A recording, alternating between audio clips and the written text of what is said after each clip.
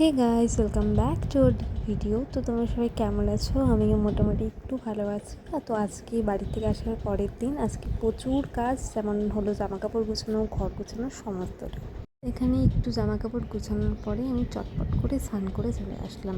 আর স্নান করার পরও কি আর শান্তি আছে? এখনও ঘরের ভীষণ কাজ আছে, যেগুলো সবটাই করতে হবে। যদিও বেশিরভাগটা আমার বর করে দেয়, মানে আমাকে অনেকটাই হেল্প করে, যেহেতু আমার শরীর খারাপ সেজন্য। তবে কিছু কিছু কাজ নিজেকে না করলে না ভালো লাগে না। যেমন বিছানাটা উঠাতে চাইলেও আমি ওকে দিই না, কারণ বিছানা ওঠানোটা আমি ভালো মতো না পরিষ্কার করে বিছানাটা উঠাতে পারলে আমার ঠিক মন ভালো লাগে না। সেজন্য প্রত্যেকদিন বলি, তুমি অন্যান্য কাজ করো, তবে বিছানাটা আমি উঠাবো, কারণ সেটা আমার ভালো লাগে। এই কাজ করতে করতে এত হাঁপিয়ে গেছি যে ডাবের জলটা কেটে দিল বাবা।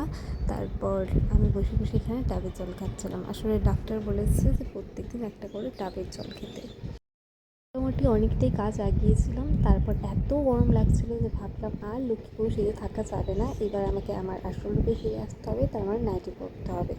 আর নাইটি পরে তারপর টুকিটাকি যত কাজ ছিল সব মোটামুটি কমপ্লিট করলাম আজকে। সব কাজ মোটামুটি একটু কমপ্লিট করে চলে এসেছি ফটাফট রান্না করতে, কারণ এখন যদি পেটে কিছু না দিই তাহলে আর কাজ থাকবে না, এরপর নিজেই মাথা ঘুরে পড়ে যাব।